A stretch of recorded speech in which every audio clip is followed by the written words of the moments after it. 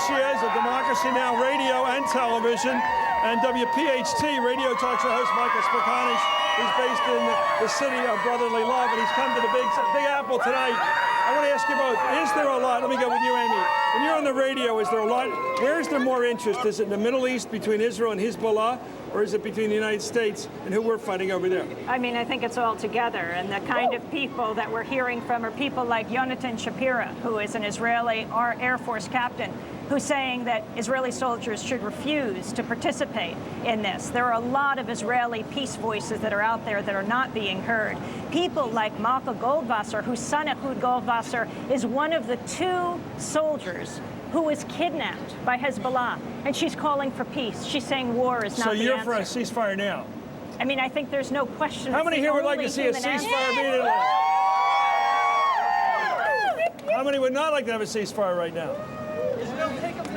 Okay, I can't find anybody to say. Michael, you in Philly, how's the debate going on the Middle East part of it? Israel versus its enemies in Lebanon. It would be Israel versus the situation in Iraq, and Israel has far more attention. But the proper question would be Mel Gibson versus the situation in Israel. And I hate to tell you, there'd probably be more interest in what's going on in the Mel Gibson controversy. Why?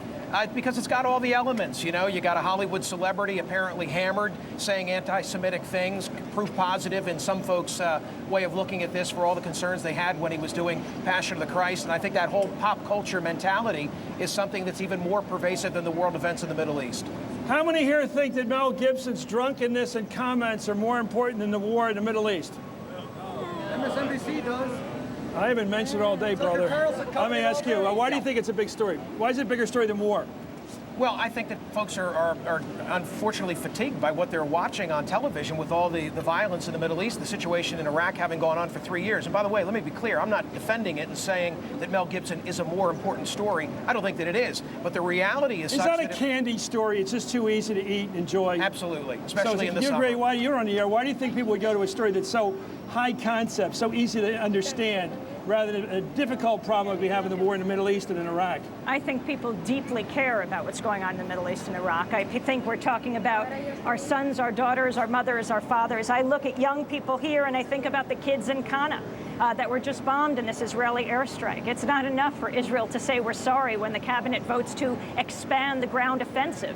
We are talking about living in the 21st century.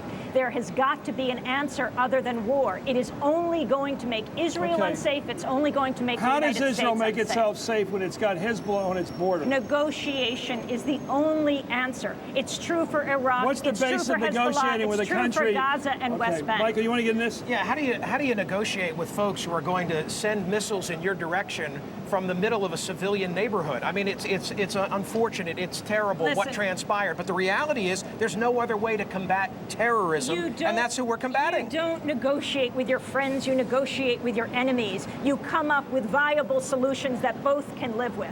What we're talking about is not even Hezbollah. We're talking about more than 700 Lebanese civilians, overwhelmingly civilian. Did they deserve to die over these last few weeks? So as the Katyusha rockets are shot into Haifa, the Israelis should do what? Nothing? They should sit on their hands? It is terrible that the Katyusha rockets are flying into Israel, and it is terrible that Israel is bombing Lebanon. Right now, we're talking about civilians, and Israel has the capacity to call for a ceasefire, and the United States should not be sending bombs to Israel, which is exactly what they did, even over the objections of one of the British cabinet members. They should not be sending bombs to Israel. They should be demanding an immediate ceasefire. This is about our national security, and it's about the national security of countries all over the Middle East. Who wants to ask a question of one of these people? You have a question, miss? Yes. Address it to Amy or to Michael. Okay. Hi, my question is for Michael. You speak about how American citizens would be more interested in this controversy or in the war in the Middle East that's currently going on if there was some celebrity figure. Do you think that the news plays any role in kind of hiding or not totally presenting the various historical perspectives No, I don't blame the media. I think that MSNBC, by way of example, is going to give you whatever it is you want to watch. All they're there to do is fulfill your appetite. I'm just making the point that I think that it's a sad commentary on the United States, that Chris asks the question about which is there more interest, the situation in Iraq or the situation in Israel, and my response is neither. The Mel Gibson story is the story of the day. No, I'm not proud of that, but that's the reality. Americans are so much smarter than that, and Americans are compassionate people. And if they saw the images on the ground, if they saw people, kids dead on the ground in Lebanon, if they saw Israeli kids dead on the ground, they'd say, no, this is not the answer. We need a media in this country Amy, that is open to the voices of peace. I didn't respond to something that you said before that I'd like to. I hope that you'll agree with me that the 50 civilian deaths, most of whom are children, is the fault of Hezbollah, not of Israel, because Hezbollah used those kids as human shields. Would you agree with that?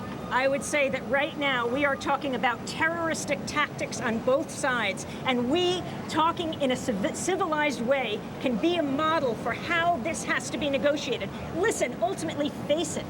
It's going to be negotiated. It's just a matter of how many kids have to die. Let me give Michael a chance. Okay, what's your take on Mel Gibson? Mel Gibson, do I have to say allegedly? Whatever you want to say. You're bringing him up twice. He's a drunkard and an anti-Semite.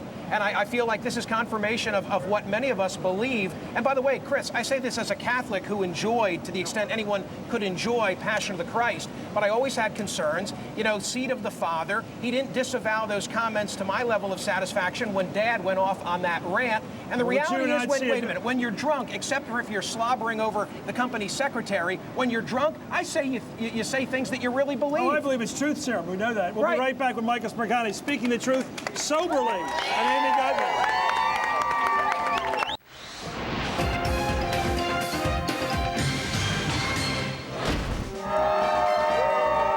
Tonight is as I said about 1,000 times tonight, the 10th anniversary of MSNBC.com. We're here at Rockefeller Plaza, one of the most interesting, iconic spots in New York, where Today's Show always does this broadcast. And at the top of this building, I think you're looking at pictures of the party that's going on at top of the Rock. We're going to be up there later.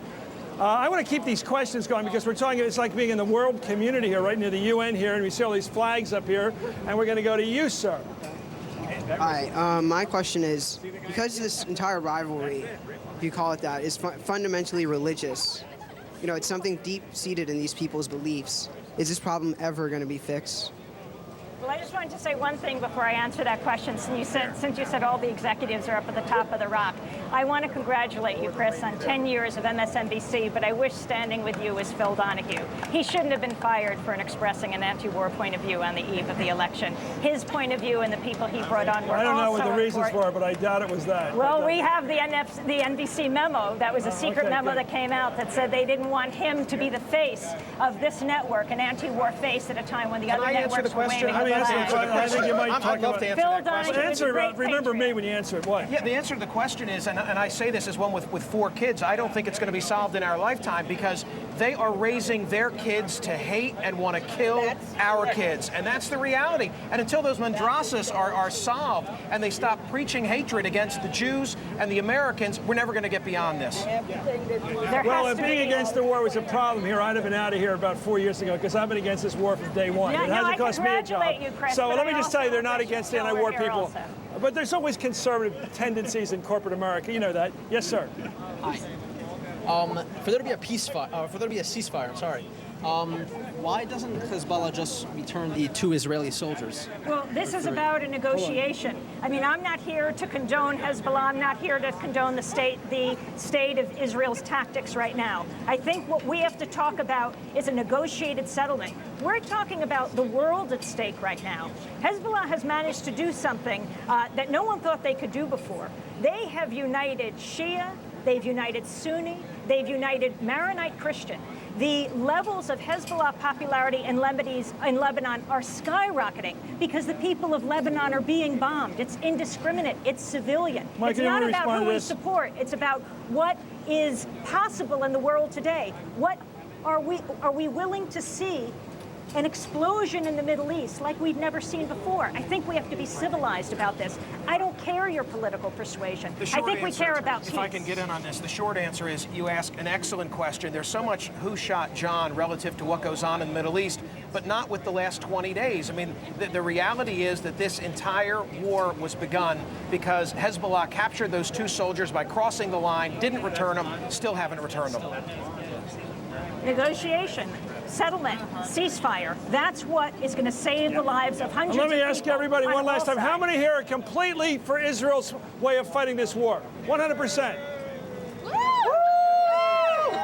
How many think how many have a little problem or a big problem with the way Israel's fighting this war?